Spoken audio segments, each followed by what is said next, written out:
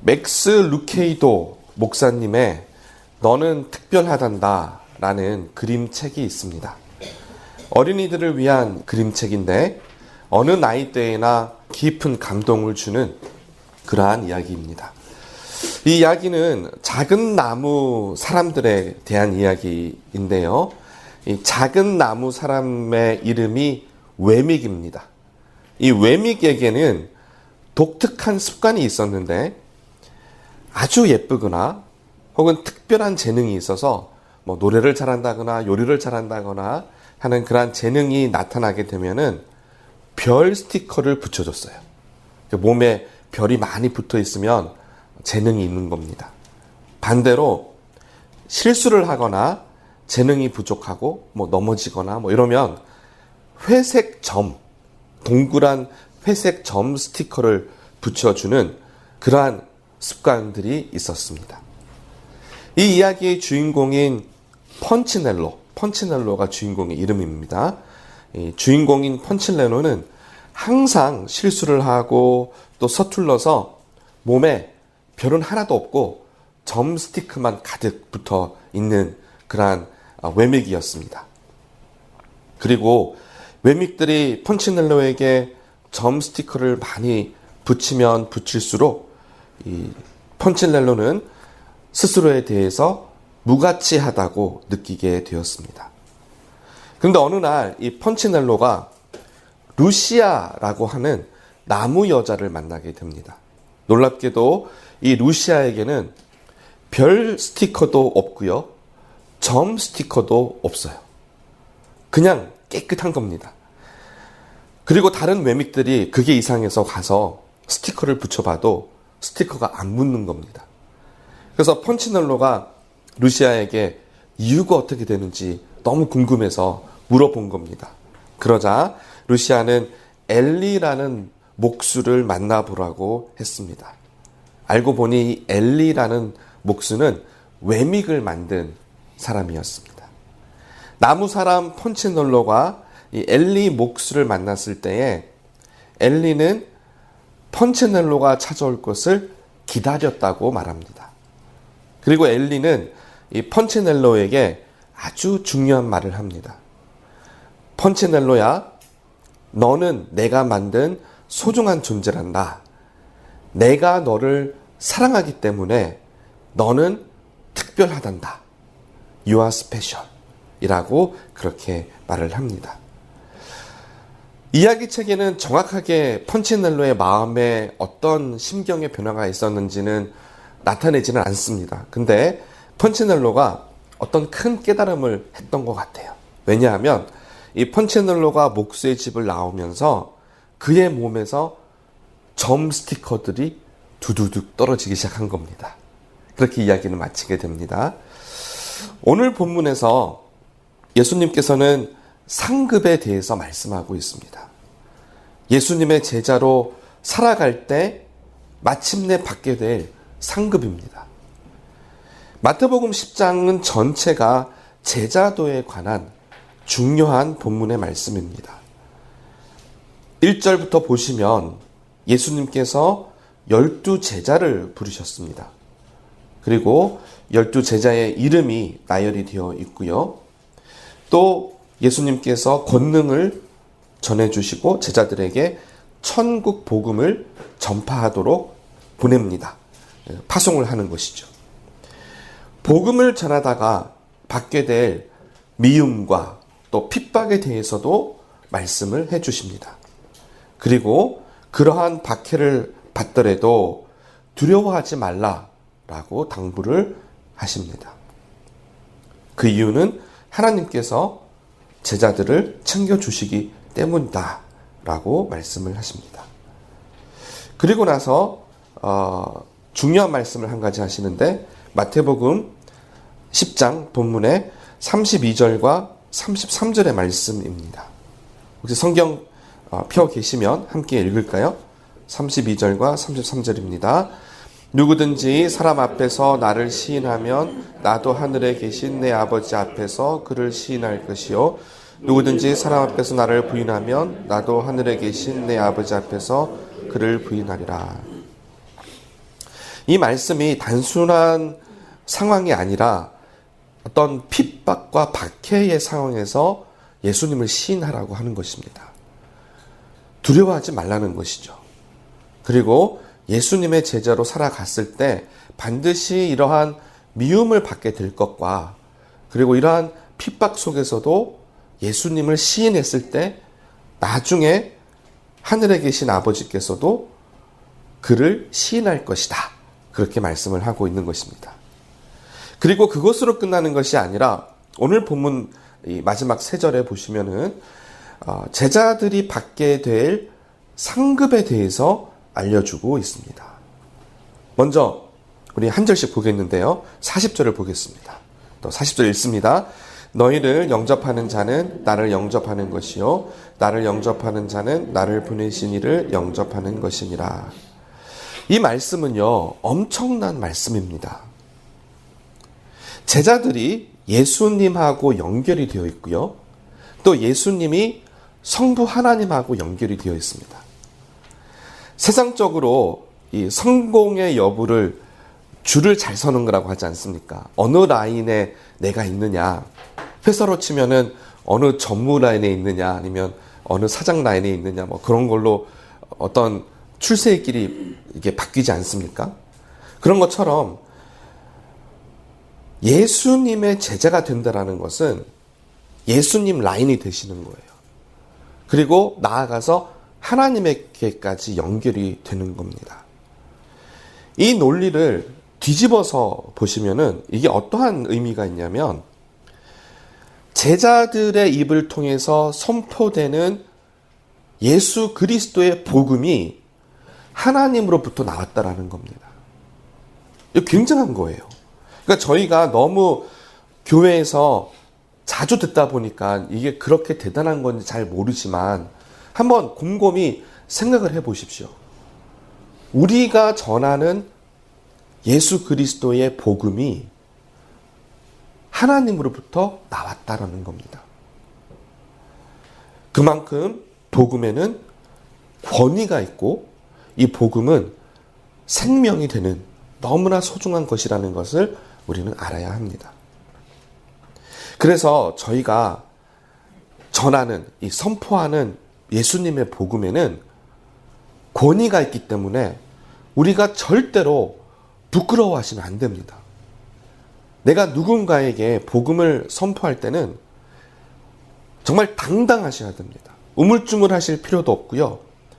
자신감을 가지시고 예수 그리스도의 십자가와 부활을 선포하셔야 합니다. 오히려 그 복음을 듣는 사람이 무릎을 꿇어야 될 정도입니다. 하나님의 말씀이니까요.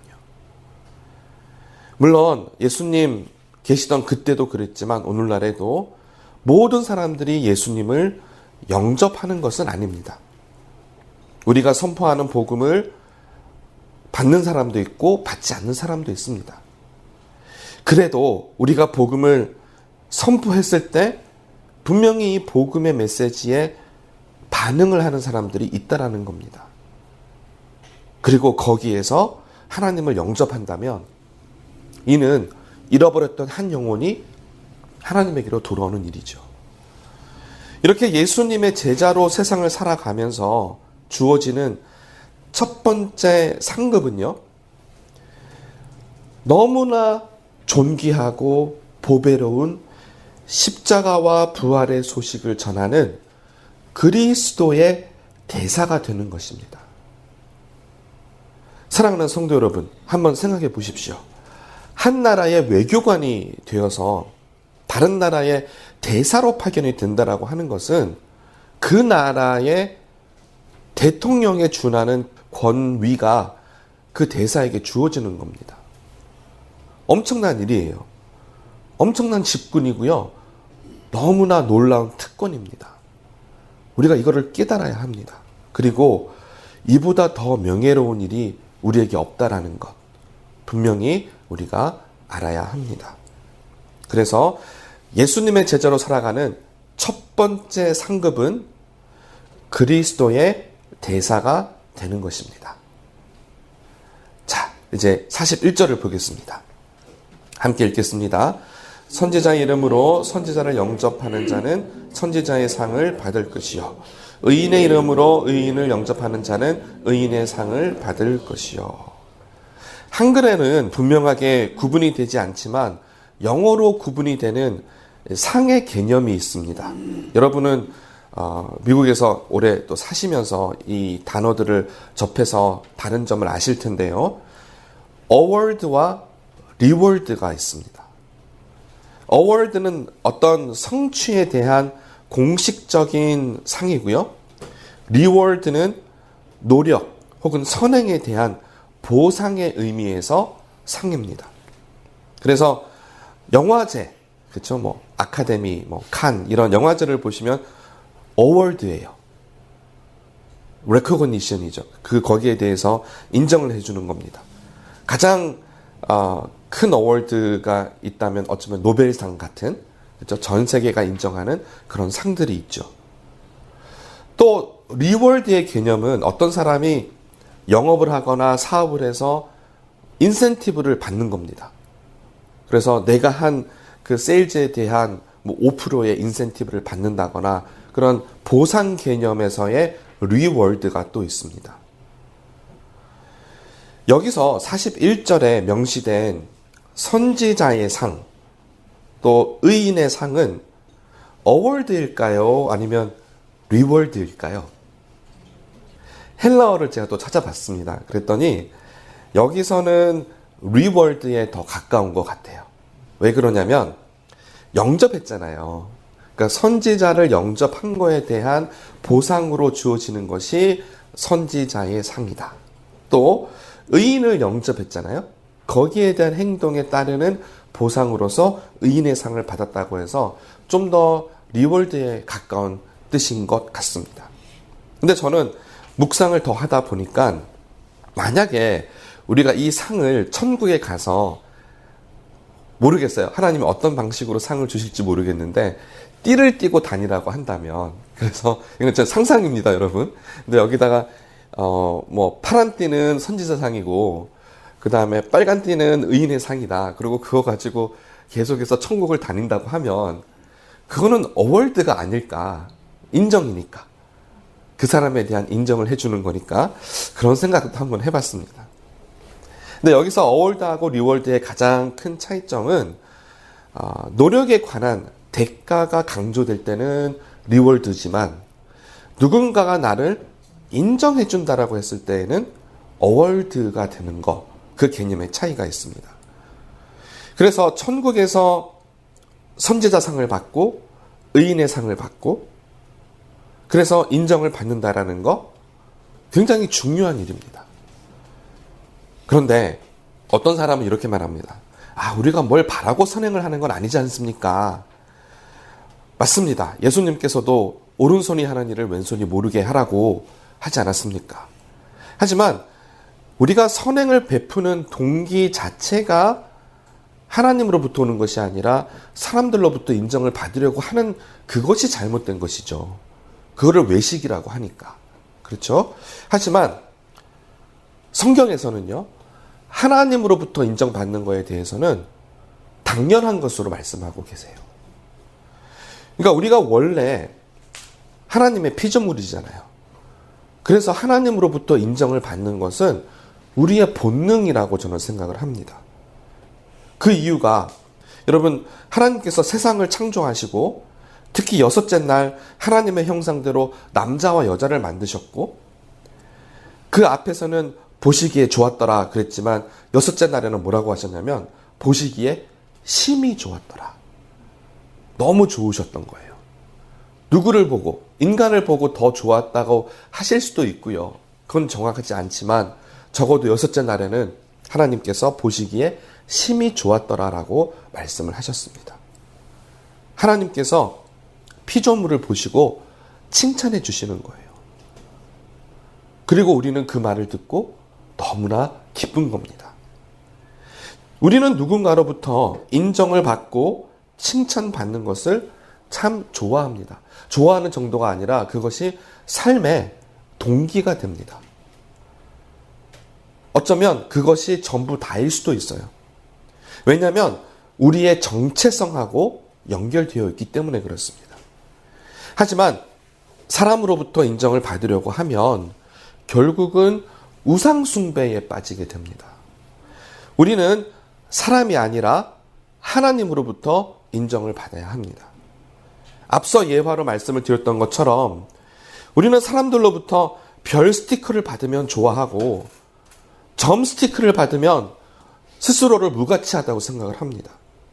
하지만 하나님으로부터 인정을 받으면 더 이상 별도, 점도, 다른 사람의 어떠한 말도 나하고 상관이 없게 됩니다. 사람들의 인정은 그때 좋을 수 있지만 언제든지 사라지는 것이고요. 사람들의 비판도 지금은 마음 아프지만 지나가면 없어지는 것입니다. 하지만 하나님의 인정은 영원합니다.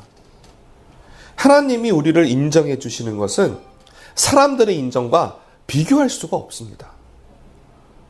우리를 창조하신 창조주 하나님께서 우리를 보시면서 좋았더라.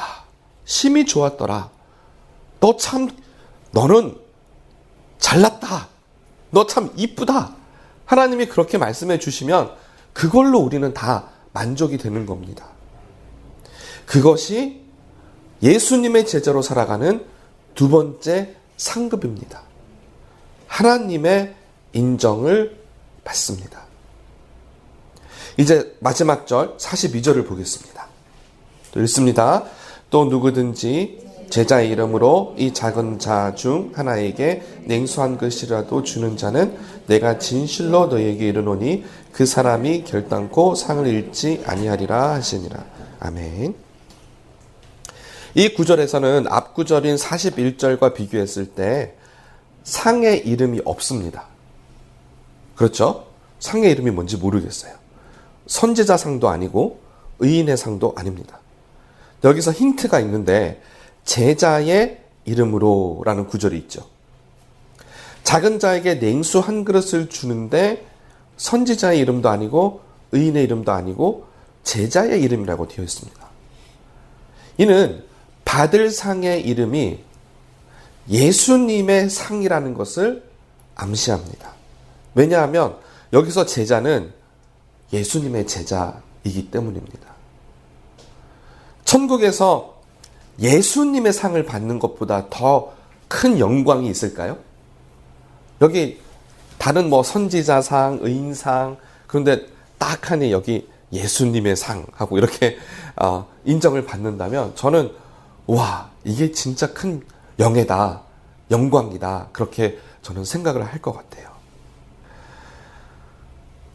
예수님의 상에 대해서 그런데 우리가 묵상을 해보면 궁금한 점이 있습니다. 뭐냐면 선지자의 상을 보세요. 누구를 영접했죠? 선지자를 영접했어요. 그래서 이름이 선지자의 상이에요. 의인의 상은 어떻습니까? 의인을 영접했죠. 그래서 의인의 상입니다. 그러면 예수님의 상은 한번 보십시오. 목사님 여기 예수님의 상이라고 안 그랬는데요. 그렇게 말씀하실 수도 있는데 보십시오. 예수님의 상 맞습니다. 저는 그렇게 믿습니다. 작은 자 중 하나가 되어 있어요. 그러면 패턴을 따져서 보면 논리적으로 이 상의 이름은 작은 자의 상이어야 하겠죠. 그런데 아니라는 겁니다. 제자의 이름이라는 거죠. 그러니까 그 제자들의 마스터가 되신 예수님의 상을 받는 겁니다. 그렇다면 여기 이 작은 자가 예수님인가요? 그럼 이런 궁금한 논리를 한번 풀어봐야 될 줄로 생각을 합니다. 마태복음 25장 우리가 나중에 또 묵상을 하겠지만 마지막 심판대 앞에서 양과 염소로 나누고 영원한 상을 받을 자와 영벌을 받을 자를 나누는 그때에 그 예수님께서 하신 말씀이 있습니다. 뭐냐면 임금이 되어 있고 여기는 임금이 대답하여 이르시되 내가 진실로 너희에게 이르노니 너희가 여기 내 형제 중에 지극히 작은 자 하나에게 한 것이 곧 내게 한 것이니라. 예수님께서는요, 이 작은 자 중에 하나에게 베푼 모든 사랑과 또 선행이 곧 예수님에게 한 것이다 라고 말씀하고 있습니다. 헐벗고 병들고 옥에 갇히고 줄이고 목마른 사람들에게 베푸는 그것이 곧 예수님을 섬긴 것이다 라고 말씀하십니다. 여기에서 우리가 꼭 생각해 보아야 할 점이 하나 있습니다. 그것은 예수님께서 왜 작은 자들을 소중하게 여기시는가입니다. 왜일까요? 세상 사람들은 작은 자들을 업신여깁니다. 세상 사람들은요, 유력한 사람들, 소유가 많고 권력이 있는 사람들을 우러러보는데 예수님은 오히려 힘이 없는 사람을 더 소중하게 여기십니다. 한 나라를 잘 다스리는 성군의 조건에 애민이 있습니다. 사랑애자의 백성민자죠. 백성을 사랑하는 것. 이것이 성군의 조건입니다. 백성을 사랑하고 그들의 아픔을 함께하는 자야말로 진정 선한 왕이라고 할 수가 있습니다. 여기서 우리가 생각해 볼 것은 왕의 마음입니다. 도대체 왕이 어떠한 마음을 가지고 있길래 이렇게 지극히 작은 자에게 향해 있을까라는 것입니다. 좋은 왕일수록, 훌륭한 왕일수록 작은 자에게 마음이 가게 되어 있습니다. 그들의 아픔이 왕의 아픔이 되고 그들의 기쁨이 왕의 기쁨이 됩니다. 예수님께서 작은 자에게 관심을 가지시는 것은 예수님이 왕이시기 때문에 그렇습니다. 예수님이 하나님 나라의 왕이세요. 그래서 그 나라에 속해 있는 자는 모두를 정말 품으시고 다스리시고 또 보호해 주시고 필요한 것들을 공급해 주시는 그러한 왕이신데 그 중에서도 너무나 약하고 힘든 작은 자에게 관심을 가지시고 있다라는 겁니다. 그래서 이 작은 자에게 베푸는 사람은 어느 정도까지 약속을 해주셨냐면은 장차 이 상을 받게 될 텐데 결단코 상을 잃지 아니하리라 약속해 주셨어요. 그래서 예수님의 제자로 살아가는 세 번째 상급은 만왕의 왕이신 예수님의 마음을 흡족하게 하는 겁니다. 왕의 마음을 시원하게 하는 것이야말로 신하된 자의 최고의 명예입니다. 내가 잘 되는 게 아니고요. 왕이신 그 예수님의 마음을 기쁘게 해드리는 것, 흡족하게 해드리는 것, 이것이 종된 하나님 나라의 백성의 가장 큰 명예가 되는 것입니다. 리더십 관련 서적 중에 더 골이라는 책이 있습니다. 영어 제목도 더 골이에요. 이 책은 꽤 두꺼운데 아주 재미있게 읽었던 기억이 납니다. 책의 자세한 내용까지 다 말씀을 드릴 수는 없지만 이 책이 전하고자 하는 주제는 한 가지예요. 그게 뭐냐면 한 단체의 속도는 그 단체에서 가장 약한 부서, 바를렉이라 그러죠. 병목 현상이라고 하는데 이 가장 약한 부서에 달려 있다라는 겁니다. 그러니까 속도, 한 단체의 속도는 가장 약한 부서에 달려 있다. 예를 들면 보이스카웃에서 산행을 했다고 합시다. 그러면 그 그룹 안에 힘이 좋은 사람도 있고 체력이 좋은 사람도 있고 빨리 걷는 사람들이 더 많이 있을 거예요. 하지만 결국 그 그룹의 속도는 가장 약한 사람의 속도에 맞춰질 수밖에 없습니다. 이것을 한 가정으로 보자면 가장 어린 자녀의 속도에 맞춰야 됩니다. 그때에는 빨리 간다고 해서 가장 약한 자녀를 두고 갈 수가 없는 것이죠. 한 나라로 보자면 그 사회에서 가장 취약한 곳, 가장 약한 사회에서 약한 그 부분이 그 나라의 속도를 결정하는 겁니다. 어떤 사람은 그 약한 사람들을 잘라버리면 되지 않습니까? 그냥 파이어 해버리고 그렇게 단체를 이끌면 되지 않습니까? 잘라내고 나면 약한 사람이 없을까요? 또 생기죠. 평균이 올라갈 수 있겠지만 약한 사람이 또 생깁니다. 그러다가 그 약한 사람이 내가 될 수도 있어요. 그럼 그때 가서는 나를 잘라버릴 건가요? 그러니까 약한 사람에 대한 마음을 우리가 나는 강하니까 괜찮아가 아니라 그 약한 사람이 곧 나하고 동일하다라는 생각을 해야 하는 것입니다. 예수님께서 작은 자 한 사람을 소중하게 여기시는 것은 하나님 나라의 왕이시기 때문에 그래요. 우리는 하나님 나라 전체를 볼 수가 없는 존재들입니다. 그저 내 것, 내 앞에 있는 것, 내 가족, 마음이 좀 더 넓으면 내가 속해 있는 단체 정도로 생각할 수 있겠지만 왕이신 예수님께서는 전체를 보시는 거예요. 그래서 그 약한 한 사람을 너무나 예의주시하시고 돌보기를 원하시는 겁니다. 우리가 개척을 하고 쉽지 않습니다. 우리가 힘든 길을 시작을 했습니다. 하지만 우리가 이 일을 하는 이유는 우리의 비전은 작은 사람 한 사람을 섬기는 데 있습니다. 교회에서 작은 자란 누구일까요? 복음을 처음 접하고 아직 복음을 잘 모르는 그분이 바로 작은 분이에요. 작은 사람이에요. 이제 말씀을 맺습니다. 우리가 예수님의 제자로 이 세상을 살아간다면 분명 어렵고 힘든 일이 있습니다. 하지만 우리에게 주어지는 하늘의 상급이 있는데 그 상급이 장차 천국에서 받을 상급이기도 하지만 지금 현재 이곳에서도 받고 있는 상급입니다. 제가 오늘 말씀드렸던 이 세 가지의 상급은 이 땅에서 누리는 상급이에요. 첫 번째는 그리스도의 대사가 되는 겁니다. 여러분, 여러분의 가치를 저하시키지 마세요. 예수 그리스도의 복음만큼이나 값어치 있는 분들입니다. 나는 그 정도예요. 예수 그리스도의 대사입니다. 그러니 자신감을 가지시고 당당하게 복음을 선포하십시오. 둘째는 사람들로부터 인정을 받는 것이 아니라 온 우주의 대주제가 되시는 하나님 아버지로부터 인정을 받는 자가 되십시오. 얼마나 대단한 일입니까? 하나님으로부터 인정받는 것을 여러분이 무시하지 마십시오.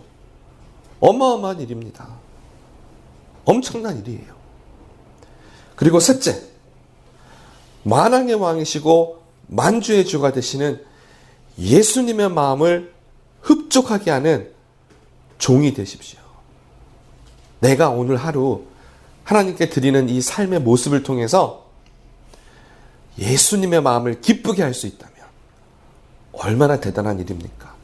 이보다 더 큰 상급이 어디에 있겠습니까?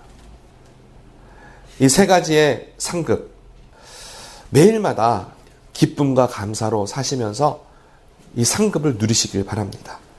그리고 이 하늘의 상급이 여기 계신 여러분 모두에게 전해질 수 있기를 간절히 축원드립니다.